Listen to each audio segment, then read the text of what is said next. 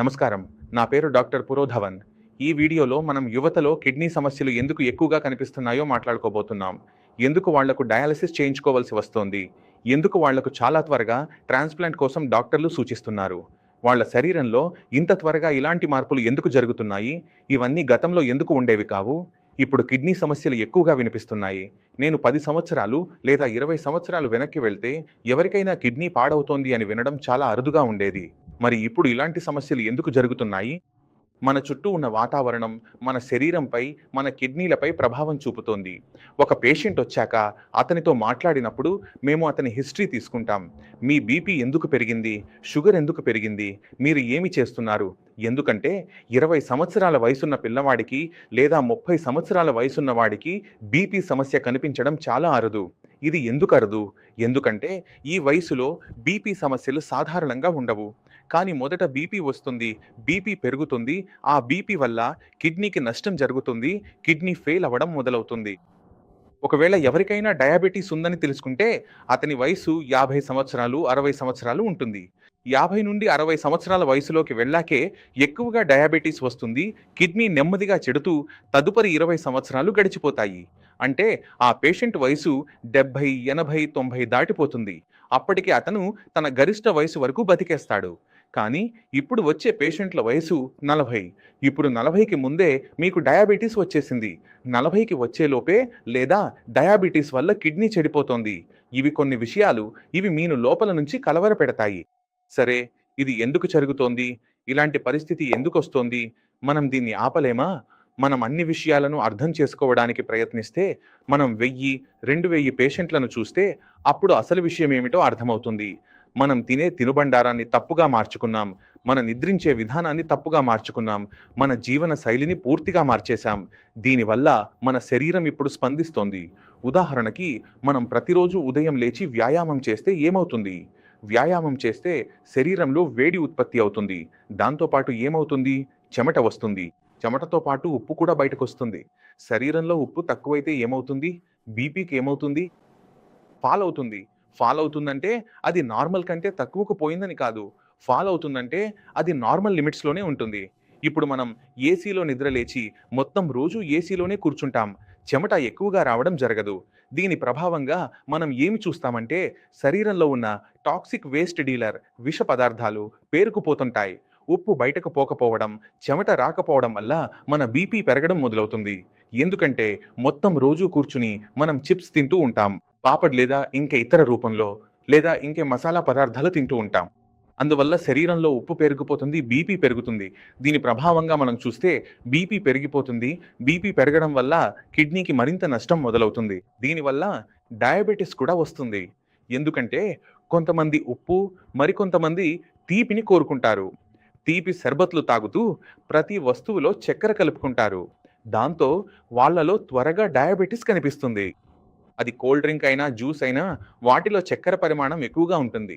ఇప్పుడు మీరు రోజంతా ఆఫీస్‌లో కూర్చుని జ్యూసులు, కోల్డ్ డ్రింక్స్ తాగుతూ ఉంటే దాని చెడు ప్రభావం మీ మొత్తం శరీరం పైన పడుతుంది. మొదట మన ప్యాంక్రియాస్ మీద ప్రభావం చూపుతుంది. అవి చెబుతాయి, ఓకే, నేనిక ఇన్సులిన్ తయారు చెయ్యను. ఈసారి ఇంకెక్కడో ఏర్పాట్లు చేసుకో. అప్పుడు డయాబెటిస్ వస్తుంది. ఇప్పుడు ఈ డయాబెటిస్ వల్ల రోగి అంటాడు, నా వయసు ఇంకా 30 నుండి 40 సంవత్సరాలే. నేను ఇప్పుడే ఇన్సులిన్ ఎందుకు వేసుకోవాలి కదా? తర్వాత అతను తన శరీరంపై శ్రద్ధ పెట్టడు. అప్పుడు అది కిడ్నీ ఫెయిల్యూర్‌గా మారిపోతుంది. ఇవే ప్రధాన కారణాలు. వీటి వల్లే కొంతమంది యువకుల్లో కూడా మనం కిడ్నీ ఫెయిల్యూర్‌ను చూస్తున్నాం. ఇక్కడ తప్పు మనదే. అంటే కొన్ని వ్యాధులు మన చేతిలో ఉండవు. కిడ్నీ ఫెయిల్యూర్‌లో కూడా. కానీ కొన్ని వ్యాధులు మనమే సంపాదించుకుంటాం. మన తప్పు జీవనశైలి, కూర్చోవడం, లేవడం వంటి అలవాట్ల వల్ల అవి వస్తాయి. ఇవి మనమే సంపాదించుకున్నవి. మీరు రాత్రంతా మేల్కొని ఉంటే, రాత్రంతా నిద్రపోకుండా ఉంటే, వీడియో గేమ్స్ ఆడుతున్నావా? నెట్‌ఫ్లిక్స్ చూస్తున్నావా? 2, 3 గంటలు మాత్రమే నిద్రపోతావు. తర్వాత రోజు పనికి వెళ్ళిపోతావు అంటే నీ కిడ్నీలు దెబ్బతినే అవకాశం ఉంది. ఎందుకంటే నీ శరీరానికి విశ్రాంతి లభించలేదు. నీ బీపీ పెరిగిపోతుంది. దాంతో కిడ్నీలు దెబ్బతింటాయి. ఇప్పుడు కొంతమంది పిల్లలుంటారు, మెడికల్ చదువుతున్నారు, లేదా ఏదైనా పోటీ పరీక్షలకు సిద్ధమవుతున్నారు, బాగా చదువుతున్నారు. వాళ్ళ లక్ష్యం మొత్తం అదే ఉంటుంది. ఆ ఎగ్జామ్ క్రాక్ చేయాలి అనేది. ఎగ్జామ్ క్రాక్ అవుతుందో లేదో కానీ దాని ప్రభావం కిడ్నీ మీద మాత్రం తప్పకుండా పడుతుంది. ఎందుకంటే మీరు రాత్రంతా మేల్కొని మొత్తం రాత్రి చదువుకున్నారు. స్ట్రెస్ లెవెల్ చాలా ఎక్కువగా ఉంది. బాడీకి మీరు విశ్రాంతి ఇవ్వలేదు. మెంటల్ రిలయన్స్ కూడా తీసుకోలేదు. ఎన్నో సంవత్సరాలుగా మీరు నిరంతరం మీ బాడీని బౌండరీ వైపు పుష్ చేస్తూనే ఉన్నారు. బాడీ సమాధానం చెప్పింది. బాడీ లోపల కొన్ని మార్పులు చేసి బీపీ పెంచింది, డయాబెటిస్ చేసింది. ఎందుకంటే మీరు మొత్తం రోజు కూర్చునే పని చేశారు కాబట్టి. అది కూడా ఇక్కడ మనకు కిడ్నీ ఫెయిల్ అవుతుండటం కనిపిస్తోంది. ఇవే ప్రధానంగా మనకు ఇప్పుడు చిన్నపిల్లల్లో కూడా కిడ్నీ సమస్యలు కనిపిస్తున్నాయి. కానీ అక్కడ కారణం బీపీ, షుగర్ కాదు. అక్కడ ఎక్కువగా మనం చూస్తున్నది అలోపతిక్ మెడిసిన్ దుర్వినియోగం. ఇప్పుడు చిన్నపిల్లవాడు, అతనికి దగ్గు వచ్చింది. డాక్టర్ దగ్గరికి వెళ్ళారు. డాక్టర్ ఈ పిల్లవాడికి 5 రోజులు ఈ మందు ఇవ్వండి అని రాశారు. 5 రోజుల్లో దగ్గు తగ్గిపోయింది. డాక్టర్ ఫీజు ₹1000 తీసుకున్నారు. తర్వాత మళ్ళీ దగ్గు వచ్చినప్పుడు అమ్మ డాక్టర్ దగ్గరికి వెళ్ళదు. ఆ ₹1000 ఆదా చేయాలని డాక్టర్ ₹1000 తీసుకుని ₹50 విలువైన మందు రాశారని ఆమె ఏమి చేస్తుంది? ఆ ₹50 మందును పిల్లవాడికి మళ్ళీ ఇస్తుంది. కానీ ఆమె ఇది మర్చిపోతుంది. ఈ దగ్గు గత వారం కూడా వచ్చింది. 4-5 రోజుల్లో బాగుపడింది. మళ్ళీ వచ్చింది. అదే మందును మళ్ళీ ఇస్తుంది. కొన్ని మందులు మన కిడ్నీలను దెబ్బతీస్తాయి. వాటిలో కఫ్ సిరపులు కూడా ఉంటాయి. కాబట్టి మనం కఫ్ సిరపును ఎక్కువగా వాడితే, ముఖ్యంగా చిన్నపిల్లల్లో దాని ప్రభావం మనకు కనిపిస్తుంది.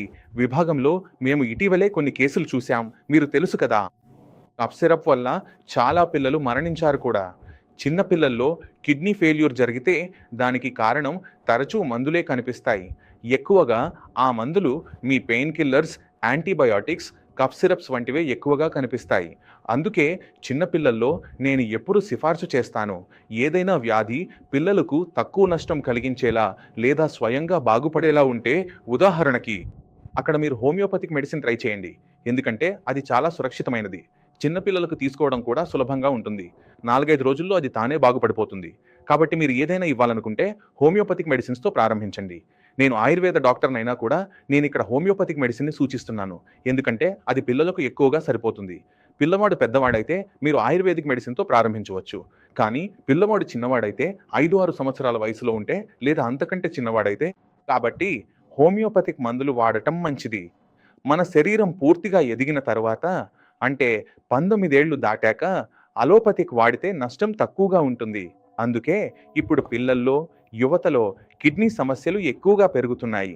ఈ చిన్న మార్పులు చేసుకుంటే మనల్ని, మన కుటుంబాన్ని కాపాడుకోవచ్చు. ఈ వీడియో ద్వారా మీకు విషయాలు అర్థమయ్యాయని ఆశిస్తున్నాను. ఏవైనా సందేహాలుంటే మా డాక్టర్ల టీంను సంప్రదించండి. ధన్యవాదాలు. మళ్ళీ కలుద్దాం. నమస్కారం.